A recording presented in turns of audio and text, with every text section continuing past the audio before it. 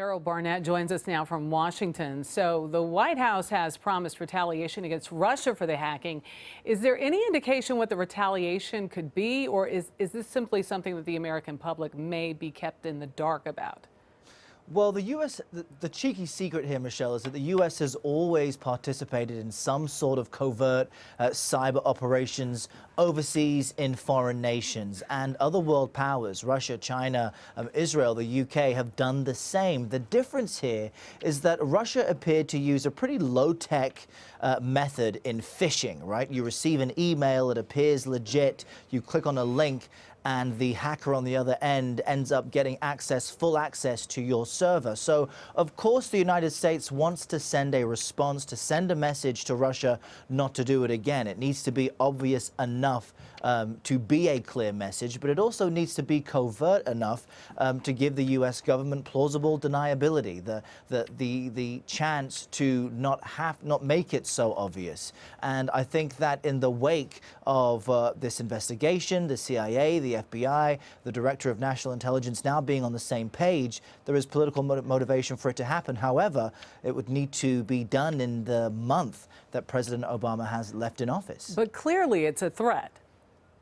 Clearly, it is a threat, and it shows that a foreign government is able, not using sophisticated hacking, but low-scale methods, they are able to influence a U.S. presidential election and participate in the democracy, so to speak. So the U.S. wants to be able to push back and send a signal to Russia not to do this kind of thing again. Mr. Obama in Friday's press conference said, in fact, it was back in September that he told Russian President Vladimir Putin to cut it out. So it certainly is something taken very seriously here in Washington. So President-elect I just have to make sure I say it that way, Donald Trump has denied the CIA's report that Russia was trying to influence the election. But many in his own party are calling for a bipartisan investigation into the hacking. So what does all of this mean for relations between the U.S. and Russia once Mr. Trump does take office?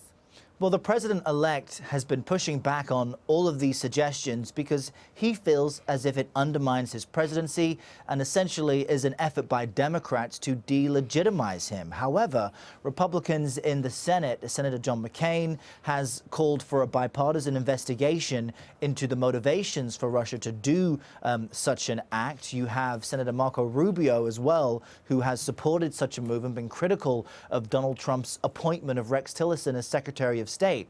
This ExxonMobil CEO was awarded the Order of Friendship by the Kremlin because of a multi-billion-dollar deal he achieved with Russia. Mr. Trump seems to find this as just the right combination of what he needs to perhaps reset relations with Russia, perhaps get cooperation on a number of global issues. But there are enough Republicans and Democrats who feel as if the U.S. needs to be able to stand up to Russia and assert its own sovereignty in a way in pushing back on any efforts to influence the election and hack into servers, because at the moment it may have appeared to serve Republicans and damage Democrats, but it could just as easily have been done the other way. So there is enough support among Republicans to start an investigation in the Senate, but in order to reset that relation with Russia, likely the Kremlin will not want that investigation to continue. So we'll have to watch very closely and see how much momentum that investigation gets